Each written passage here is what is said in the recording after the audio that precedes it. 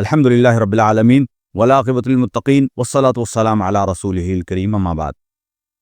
سامعین کرام، اس مختصر سی مجلس میں ایک اہم موضوع بدعت کے تعلق سے کچھ اہم باتیں سنتے ہیں۔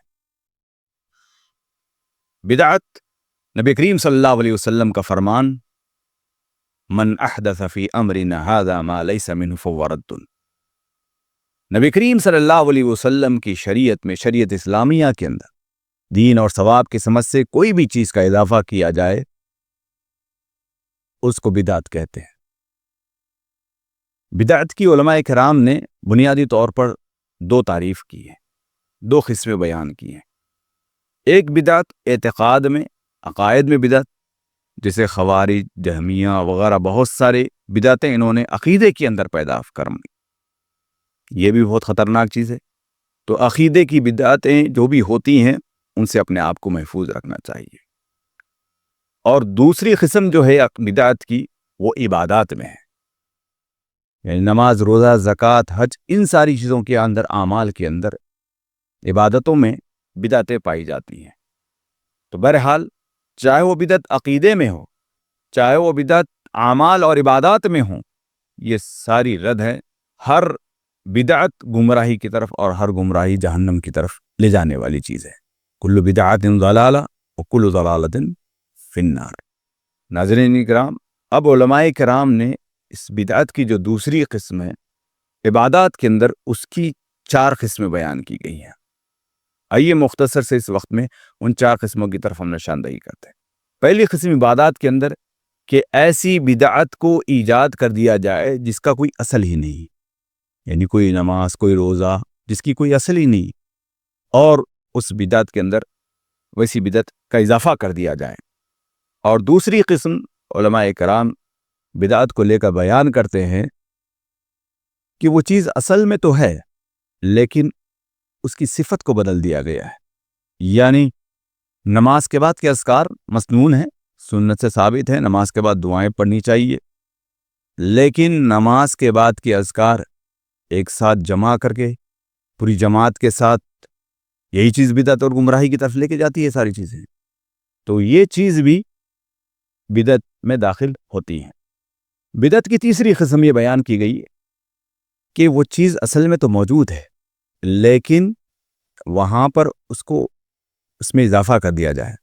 مثال کے طور پر کوئی نماز اگر 2 رکعت ہے، اس کو 3 رکعت، یا 3 رکعت والی نماز کو 4 رکعت بنا دینا۔ چیز اپنی جگہ پر تو موجود ہے لیکن اس کے باوجود اس میں اضافہ کیا جائے، یہ بھی ایک بدعت کی قسم پائی جاتی ہے۔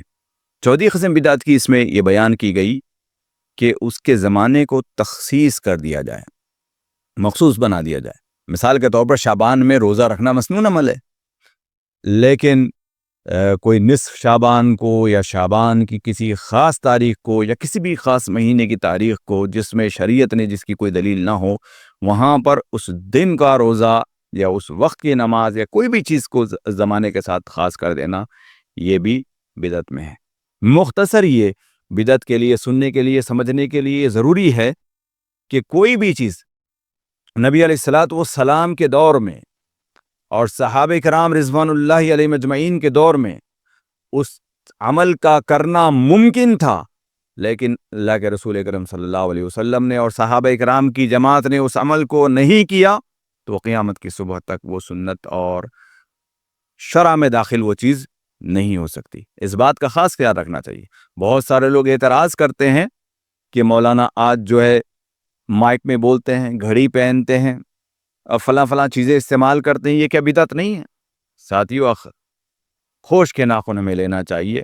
ایسے لوگوں کو یہ جواب دینا چاہیے، یہی جواب ان کا ہوگا کہ اس چیز کا امکان نبی کریم صلی اللہ علیہ وسلم اور صحابہ کرام رضوان اللہ علیہ مجمعین کے دور میں ممکن ہو اور اللہ کے رسول اکرم صلی اللہ علیہ وسلم نے نہ کیا ہو، تو پھر وہ چیز آئے گی۔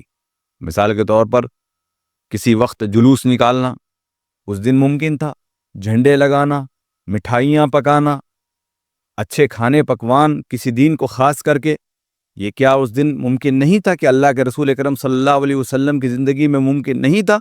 یہ ساری چیزیں اللہ کے رسول اکرم صلی اللہ علیہ وسلم کے دور میں ممکن تھی، لیکن صحابہ کرام اللہ کے رسول اکرم صلی اللہ علیہ وسلم نے ایسے کوئی کام نہیں کیے تو نہیں کریں گے۔ اب وہ چیزیں جن کا امکان ہی نہیں تھا، کیا اس مائک کا، کیا ان گھڑیوں کا، کیا ان دوسری چیزوں کا جو آج کے جدید دور میں پائے جاتے ہیں، جب اس چیز کا امکان نہیں تھا اور نہ ہی کوئی اس کو شریعت سمجھ کر، نہ ہی کوئی اس کو ثواب سمجھ کر استعمال کرتا ہے، تو پھر وہ چیز بدعت کے دائرے میں نہیں آتی ہے۔ تو یہ اصول ہمارے لیے ضروری ہے، یہ سمجھنا چاہیے کہ بدعت اس کو کہتے ہیں کہ جو دین کے نام پر اللہ کے رسول اکرم صلی اللہ علیہ وسلم کی بتائی ہوئی شریعت کے اندر مداخلت کرتے ہوئے ثواب سمجھ کر کوئی خاص عبادت، کوئی خاص دن یا کسی بھی خاص چیز کو کرنا جو شریعت میں جس کی دلیل اور ثبوت نہ ہو، تو اسی کو بدعت کہا جاتا ہے۔ تو ہمیں اس سے پرہیز کرنا چاہیے۔ اللہ سے دعا ہے کہ اللہ رب العالمین ہم تمام کو اس سے پرہیز کی توفیق عطا فرمائے۔